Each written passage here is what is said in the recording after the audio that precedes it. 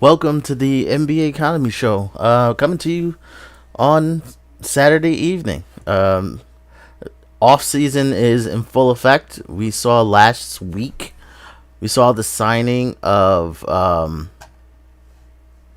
We saw our first big signing of the summer of with Mikal Bridges. We still have players eligible for extension, which includes Mitchell Robinson. And we're going to talk a little bit about that. But before we do, there has been some new news as far as the coaching front. And we could just look at that real quick. And that involves Chris Gent. So, a player who played for us briefly in the past. He's now 55 years old. He is familiar with Mike Brown. Looks like he will come on as the offensive coordinator for the Knicks. So that is the associate head coach position. So that's not just one of the assistants. This is the main assistant. This is the same position that Brunson occupied last year with Tom Thibodeau. So a main piece being added. Outside of this, we really don't know how many assistant coaches they're going to be adding to these Knicks. So this is a key piece in a long saga about placing a coach, placing assistants. So a main cog is being added to the Knicks. We can breathe easier. Hopefully, the jesting by main media will die down because we have gotten a guy. So that is one of the big news. So we're back to Mitch. Like, going into summer, people said Mikal. There was definitely some dissension from some fans about Mikal's worthiness of a large extension. For me, there really wasn't any doubt. He plays one of the toughest. He has one of the toughest jobs in the NBA. That is a wing player. We saw the numbers. He put up historic numbers when it came to distance in an NBA season. So he was actually working one of the hardest this year in the NBA at his position. Probably Thibodeau was overdoing it. Too many minutes. Too much, pretty much stress on him. Still kept his Iron Man streak. Like, so despite being pushed to the limits, Mikal Bridges still kept his Iron Man streak. He was rewarded. He didn't take every last dollar. He left $6 million for the Knicks. So when it comes to Mitch, when I hear the Mitch conversation, I do hear there's usually a little fantasy that goes on with these negotiations. Some fans say, "Hey, let's lowball Mitch," or Mitch loves it here. He doesn't need all that money. This is a job. This is a job like any other job. You want to be compensated like your peers. If your company is paying way less than others in the industry for what you're doing, that's an issue. So when it comes to Mitch, what is a fair number? He has been injury prone. Some people look at it and say, "Hey, he's been injury prone, so he should take a pay cut." And I think some of these discussions more about like the fantasy of the conversation, things that people say but they're not really true when it comes to this Mitch extension. And we're just gonna look at it real quick.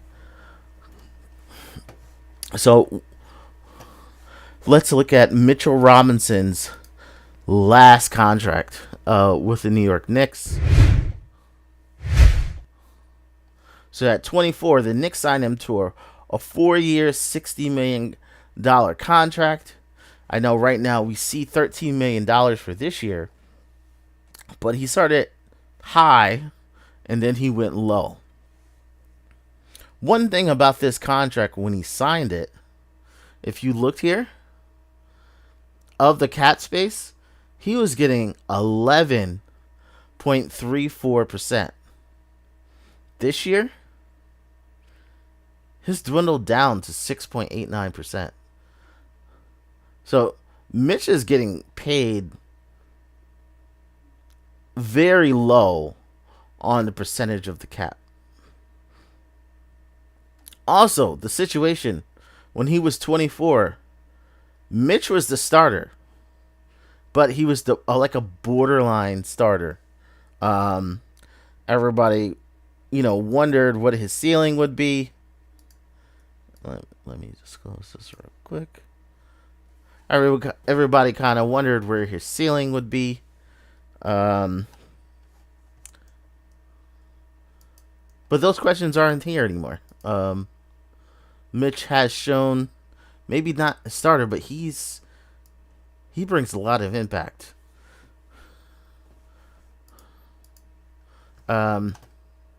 So should I hear a lot of people take this $13 million number and they said, well, he should get less than $13 million. He's been injured. Let's cut that down. Mitch is not cutting that down. When he got signed for 24, he was a borderline starter. And he was getting 14% of the cap. Now, maybe he's still a borderline starter, but he's shown that he's key in the playoffs. So should he still get 14 or more percent? Well, that's something to look into. Also, around the NBA, the conversation of what a center is worth has changed. 22-23. This was the era when teams weren't investing in centers. This was a time when teams just thought, hey, we'll just go into free agency and we'll just sign like best available center. What changed that conversation? The Knicks themselves. Mitchell Robinson is part of changing that conversation.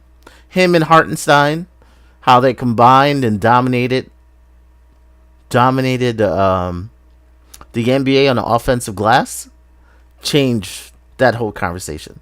Now centers are more valuable. And it's hard to get not only a defensive center, but a center who can grab offensive rebounds, who gives you more possessions. So, centers are more valuable. Mitchell Robinson's more valuable. So, knowing that, we'll look at this number. This $12.9 million is inadequate. Now, we may be looking at Mitchell Robinson and be thinking over $20 million for Mitchell Robinson. And that's tough. That's tough. So, because looking at our cap situation, if Yabusele comes back next year, we are in the second apron. We are over the second apron. If this roster kind of stayed the same and Yabusele wanted to come back next year, we are anything with Mitch. Second apron. So, $20 million, would you spend that on Mitchell Robinson? That's when the Knicks have to think of not what Mitch is worth. Is he not worth $20 million? But do you want to trust Mitch while giving $20 million? Because There are other healthier players, but they're not on Mitch level. Um, but there is a name out there of someone who who has Mitch like potential, close to Mitch, um, and that's Walker Kessler. In the last few years, the Knicks have flirted with the idea of Walker Kessler, and the thing about it is Utah has been taking advantage of that. Utah hasn't wanted a fair price for Walker Kessler. And the fair price isn't the reason it hasn't been a fair price. Walker Kessler is a limited commodity, but he's on a rookie contract, but he's going into a big contract. So if I got to take a guy and then I got to pay him and add 20 plus million to my cap, I shouldn't have to pay a premium price for this player because this product isn't locked up long term. And basically, I'm at this player's mercy. You bring over Walker Kessler to the Knicks, Walker Kessler knows you can't trade him because you just gave a whole bunch for me. So when it comes to negotiations on an extension, Walker Kessler has no incentive to to lower his price because you're at my mercy. Like, you spent a whole bunch of money. What are you gonna do? Trade me and get less than what you just gave? So the price of lower Walker Kessler of two first round picks isn't enough. It's just greedy. It's just greedy. That being, their GM has made a reputation on being greedy to the point where he loses players because he just refuses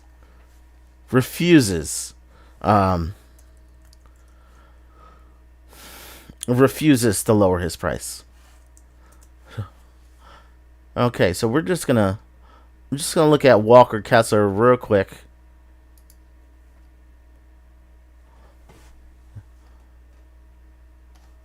Let me bring it up on the computer.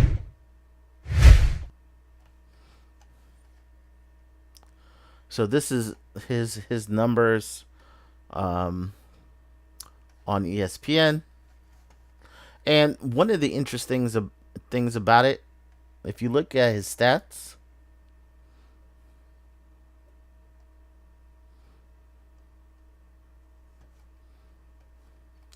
he's played more minutes than Mitch, but he has had some injury issues. But one thing about him is his production. On 23 minutes a game, 2 years ago, 8.1 points, 7.5 rebounds. More than Mitch. Also, this year, increased his minutes to 30. Double-double. 11.1, 12.2 rebounds. And what's important, offensive rebounds. Right there with Mitch. 4.6. So if you're looking at not bringing back Mitch because of the injury issues, Walker Kessler is probably the best 1-for-1 replacement. If you're not going to bring in a guy, a scoring big, if you want a 1-for-1 replacement, Walker Kessler is your guy.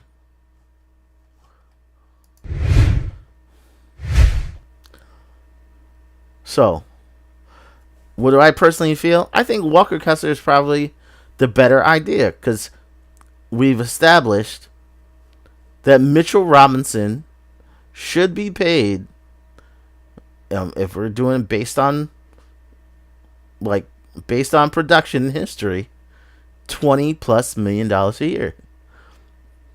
However, I don't think the Knicks are going to offer Mitchell Robinson $20+ million a year. I think they rather trade for a guy who's healthier and pay them $20+ million a year. I think, me personally, there's just no rumors out in the ether or anything like that. But they have to take a few swings at Walker Kessler this summer.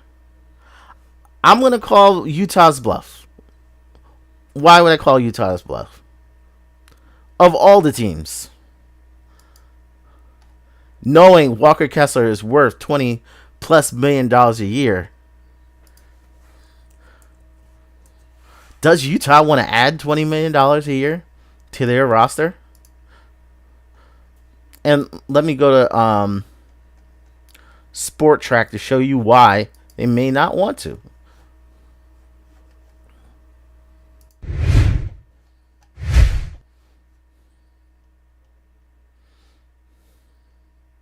Lauri Markkanen is locked in.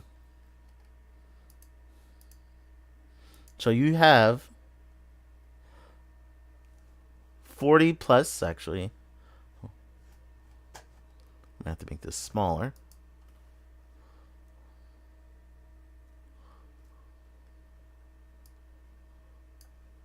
This amount of money tied up in Lauri Markkanen.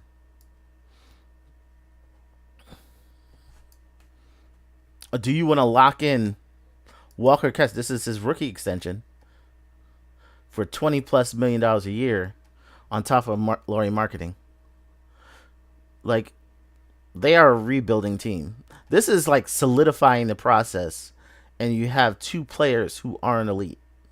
Lauri Markkanen had that like elite potential, but he's not elite. Less than 20 points a game. Do you want to lock in this roster and you don't have an all-star?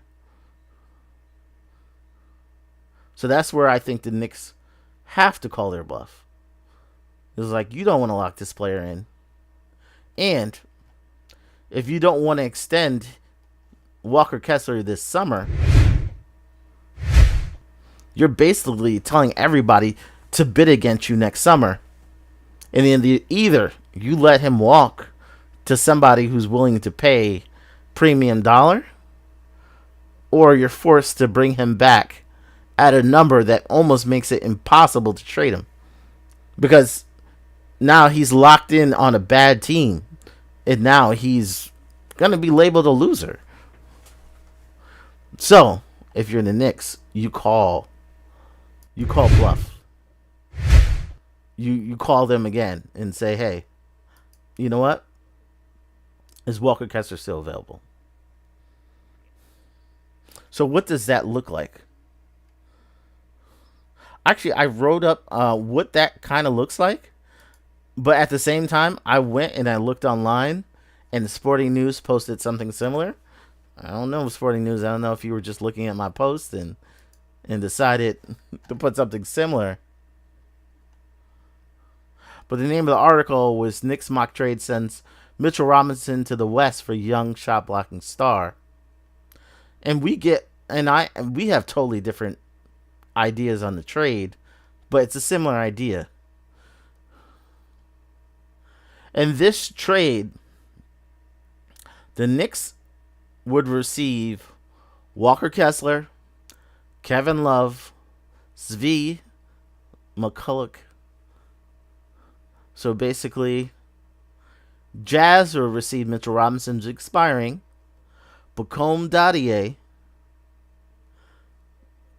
26 first round pick. Actually, the Knicks can't trade that. It would actually have to be the Wizards' first round pick, which is protected, so it would turn into 2 seconds. So Sporting News, please get that right. And a 26 second round pick from Atlanta. Also, Tyler Cole goes to Atlanta to make the money work. So basically, the Knicks are sending out Mitch Bacombe, a first round pick. Actually, so Knicks are sending out Mitch Bacombe, first round pick, and Kolek, and receive Kessler, Love, and Zvi. I don't quite like it. Um, Jazz have no use for Mitchell Robinson. They want to get their young guys on the court. They want a high pick. Mitch is just an expiring deal to them. They could flip Mitch, trade him to a third team, and then try to get some picks. But it just wouldn't be in this type of order. So basically, they're trading for Bacombe, a first and a second. I think they want more than Bacombe, a first and a second. I'm just going to check out the chat real quick before we go further. King Ribby, thank you. Thank you for coming in early. Please hit that like button if you're listening. HRM, thank you. Knicks Junkie, thank you for coming in chat. And he says, in Leon, I trust. So, what is my idea, which is unlike the sporting news?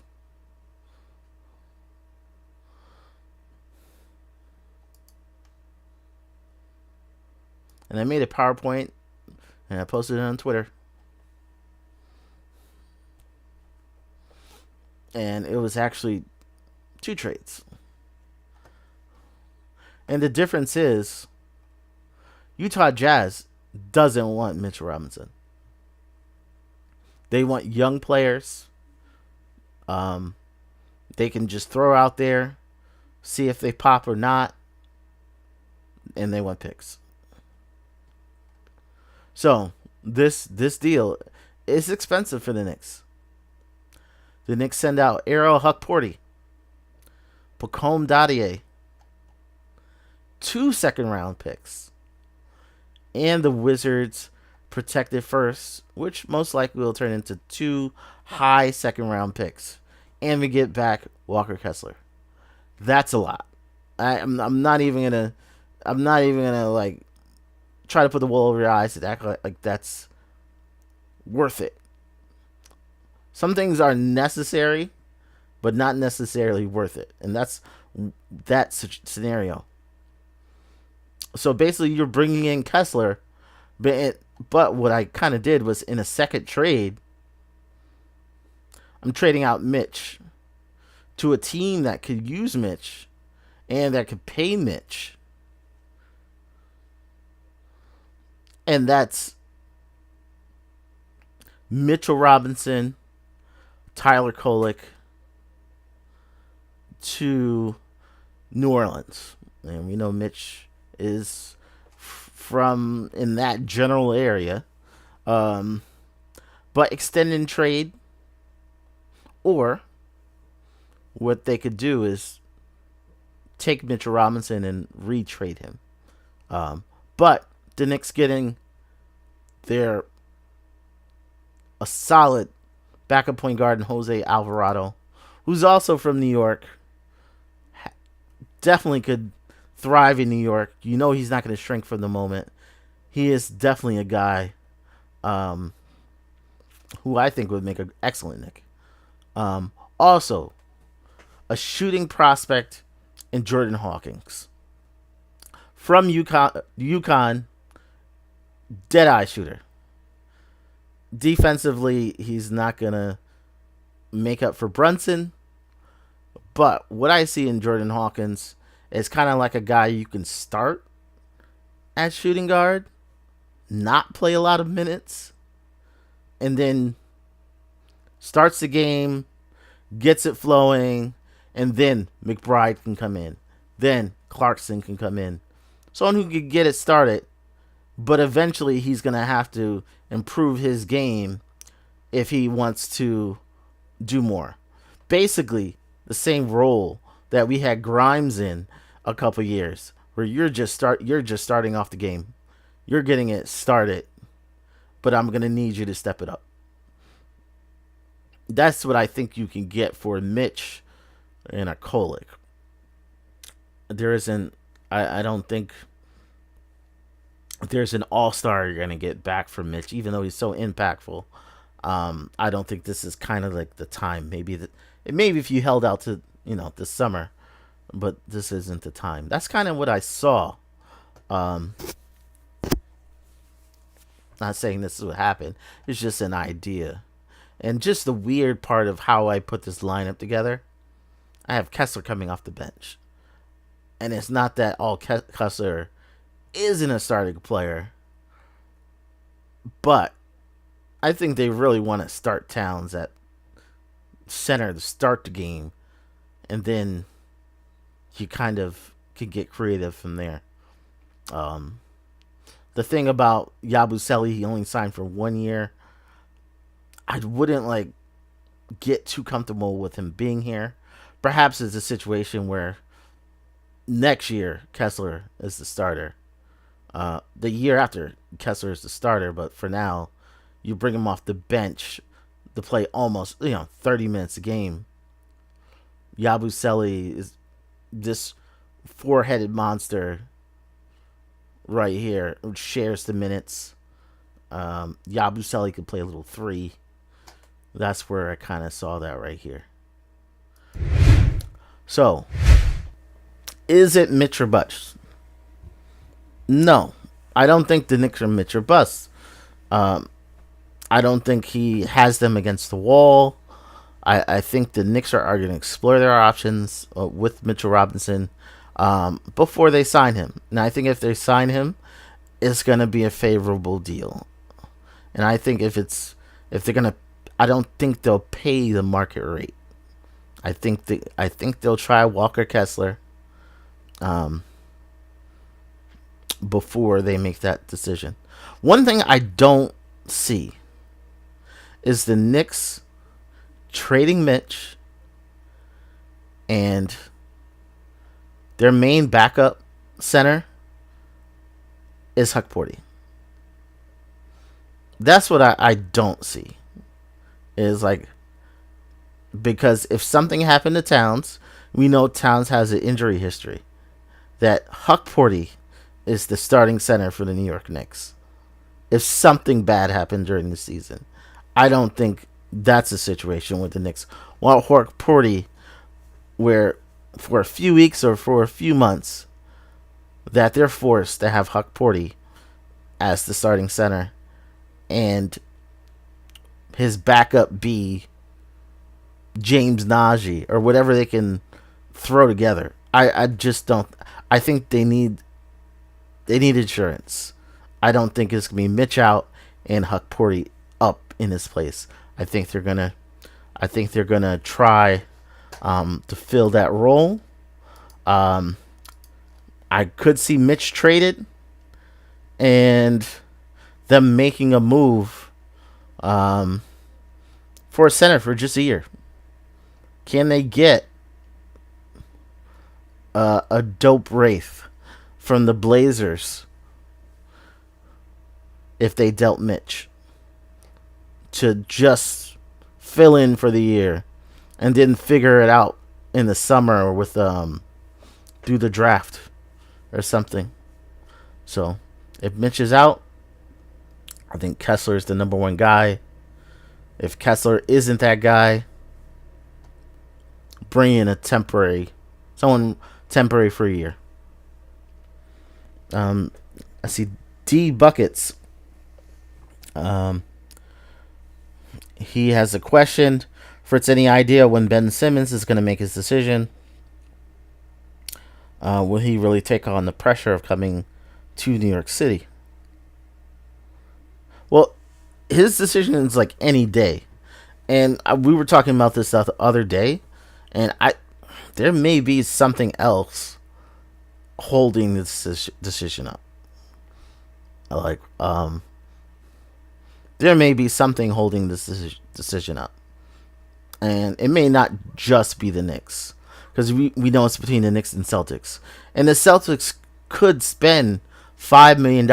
And the Knicks are spending only $2.2 million on their cap. Um, I gotta look at how many years Ben has, but he may be getting more than that. But on our cap is 2.2. Um, it could be, waiting for the Celtics to do a trade, so that could open up some more money. It could. There's something holding up the decision. I don't think it's just Ben Simmons taking his sweet time. I think maybe they're hoping for a situation that could be beneficial, because it also could be a situation where somebody's offering a 1 year deal, but if situation comes different, he can get multiple years. So I think he's looking for a good situation, and there's maybe a circumstance that he's waiting for before he makes that decision. But we're still in it. Celtics are still in it. I really don't want to see the Celtics have him. Um, I want to see the Celtics suffer like everyone else.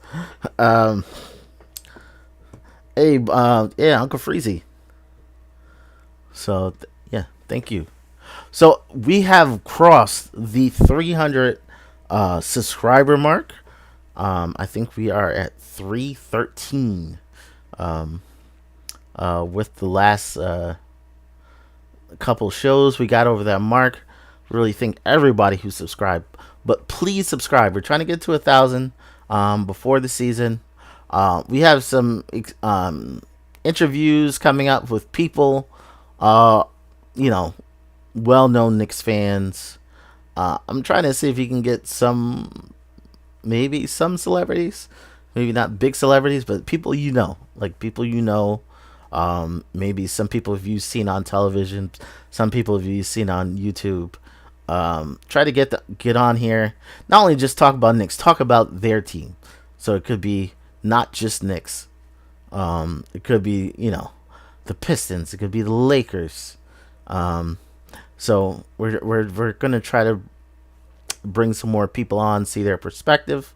Even some of you guys, I want to get up here and talk about what's going on with the Knicks. Hopefully, I can get my guy KBM Dre up here soon and talk about his Knicks fandom. Also, he's like very, very smart. We could talk about the cap. We could talk about some of the situations around the league. There's a lot of unresolved situations around the league. Like the summer is, still in full effect for some of these teams. They've been like in limbo for a long time. So that is what's going on. Please like and subscribe. Yeah, we don't have super chats yet, so I do have a Cash App address. Will really help the channel grow. But I really do thank you guys for tuning in. Is it Mitch or Bust?